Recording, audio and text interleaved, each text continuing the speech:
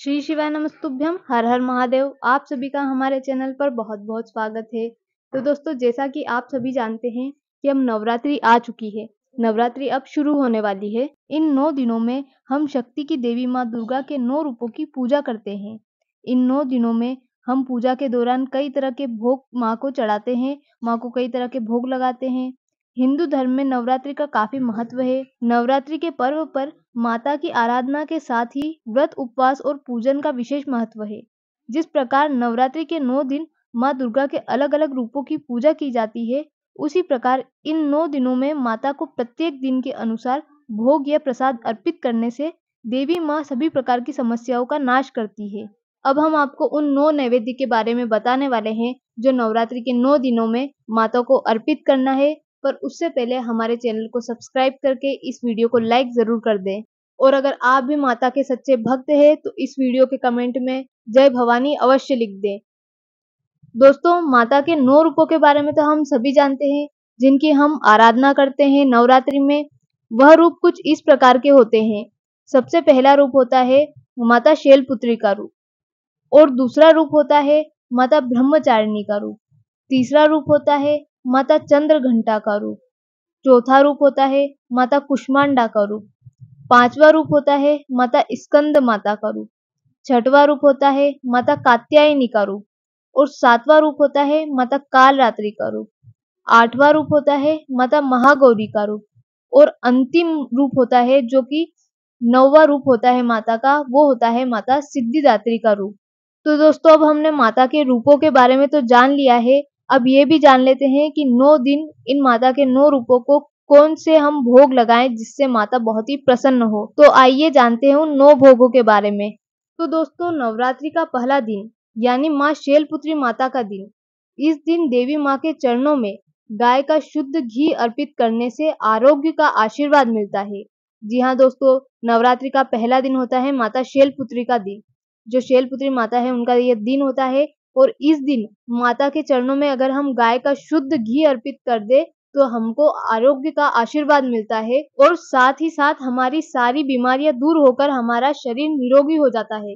जी हाँ दोस्तों, अगर आप गाय का शुद्ध देसी घी माता के चरणों में अर्पित करते हैं, माँ शैलपुत्री माता के चरणों में अर्पित करते हैं, तो आपकी सारी बीमारियां खत्म हो जाएगी और आपका शरीर निरोगी हो जाएगा। मतलब कि आपके शरीर में कोई रोग नहीं होगा और आप स्वस्थ रहेंगे पूरे साल भर, और माता का आशीर्वाद आपके ऊपर सदैव बना रहेगा। तो आपको पहले दिन माता शैलपुत्री को गाय का शुद्ध देसी घी अर्पित करना है। तो हम जानते हैं दूसरे भोग के बारे में, मतलब कि नवरात्रि के दूसरे दिन आपको कौन सा भोग लगाना है। तो दोस्तों, नवरात्रि का दूसरा दिन माँ ब्रह्मचारिणी माता का होता है, और इस दिन देवी माँ को शक्कर का भोग लगाने से वे प्रसन्न होती है। जी हाँ दोस्तों, जब नवरात्रि का दूसरा दिन हो, जो कि होता है माँ ब्रह्मचारिणी का दिन, और उस दिन माता को शक्कर का भोग लगाने से वे बहुत ही प्रसन्न होती है। और इस भोग को देवी माता के चरणों में अर्पित करने के बाद परिवार के सदस्यों में बांट देना है, जिससे कि सारे परिवार के सदस्यों की आयु में वृद्धि होगी। जी हाँ दोस्तों, अगर आप नवरात्रि के दूसरे दिन माँ ब्रह्मचारिणी माता को शक्कर का भोग लगाते हैं और उस प्रसाद को, उस शक्कर को अगर आप पूरे परिवार के सदस्यों में बांट देते हैं, तो पूरे परिवार के सदस्यों की आयु में वृद्धि हो जाएगी। मतलब कि आपके पूरे परिवार के सदस्यों की उम्र जो है वो बढ़ जाएगी, उनकी आयु में वृद्धि हो जाएगी। तो दोस्तों, आपको नवरात्रि के दूसरे दिन शक्कर का भोग लगाना है, वो भी माता ब्रह्मचारिणी को। अब हम जानते हैं तीसरे दिन के बारे में, यानी कि तीसरे भोग के बारे में। तो दोस्तों, नव दुर्गा का एक रूप है चंद्रघंटा। जी हाँ दोस्तों, माता चंद्रघंटा के इस रूप का पूजन नवरात्रि के तीसरे दिन किया जाता है। इस दिन माता को दूध या दूध से बनी कोई मिठाई या फिर खीर का भोग लगाकर उसे फिर ब्राह्मणों को दान करना शुभ माना जाता है। इससे दुखों से मुक्ति मिलती है और परम आनंद की प्राप्ति होती है। तो दोस्तों, आपको नवरात्रि के तीसरे दिन माता चंद्रघंटा को दूध से बना कोई भी नैवेद्य आपको अर्पित करना है माता को। अब हम जान लेते हैं नवरात्रि के चौथे दिन के बारे में। तो दोस्तों, नवरात्रि के चौथे दिन माँ कुष्मांडा को मालपुए का भोग लगाने से माता बहुत ही प्रसन्न होती है। जी हाँ दोस्तों, नवरात्रि के चौथे दिन आपको माँ कुष्मांडा को मालपुए का भोग लगाना है, और फिर इस भोग को मंदिर के ब्राह्मणों को दान कर देना है। ऐसा करने से बुद्धि का विकास भी होगा और साथ ही साथ निर्णय शक्ति भी बढ़ेगी। जी हाँ दोस्तों, अगर आप चौथे दिन माँ कुष्मांडा को मालपुए का भोग लगाकर फिर उसको आप मंदिर के ब्राह्मण को दान कर देते हैं, तो आपकी बुद्धि का विकास होगा और साथ ही साथ आपकी निर्णय लेने की शक्ति भी बढ़ेगी। तो अब हम जानते हैं नवरात्रि के 5वें दिन के बारे में।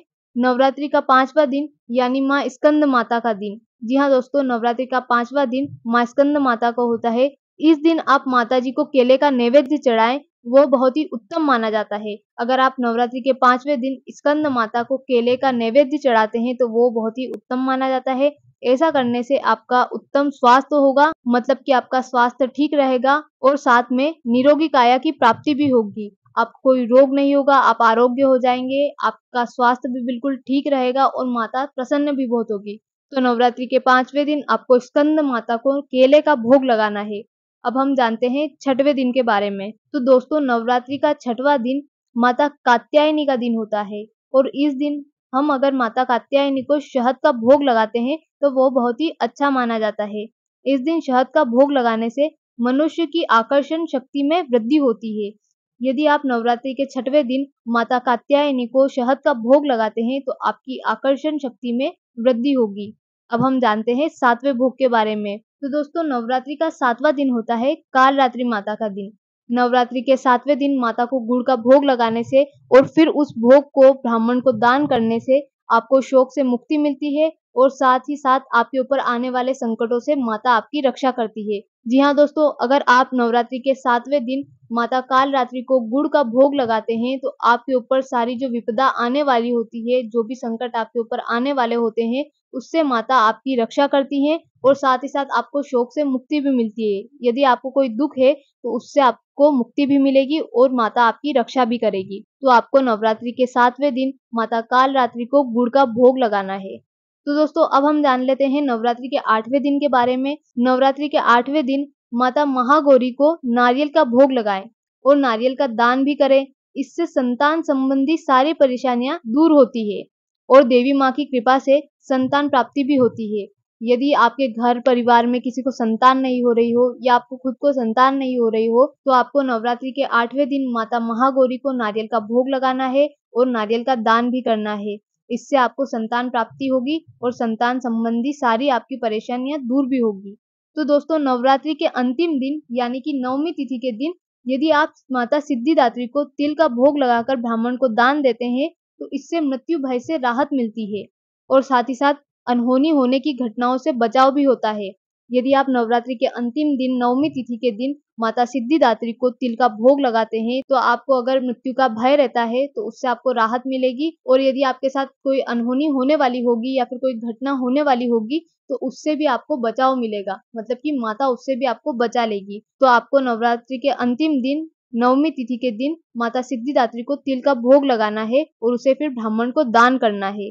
तो दोस्तों, हमने आपको बता दिए हैं नवरात्रि के 9 दिन आपको कौन से 9 भोग माता को अर्पित करना है, जिससे माता बहुत ही प्रसन्न होगी और आपको ढेर सारा आशीर्वाद भी देंगी और साथ ही साथ आपकी मनोकामनाएं भी पूरी करेंगी। तो दोस्तों, नवरात्रि के 9 दिनों में आप इन 9 नैवेद्य को माता को अवश्य ही अर्पित करें, इनको अवश्य ही चढ़ाएं। तो आप नवरात्रि के इन 9 दिनों में माता का इन 9 भोगों से स्वागत कर सकते हैं, जिससे माँ अवश्य ही प्रसन्न होंगी।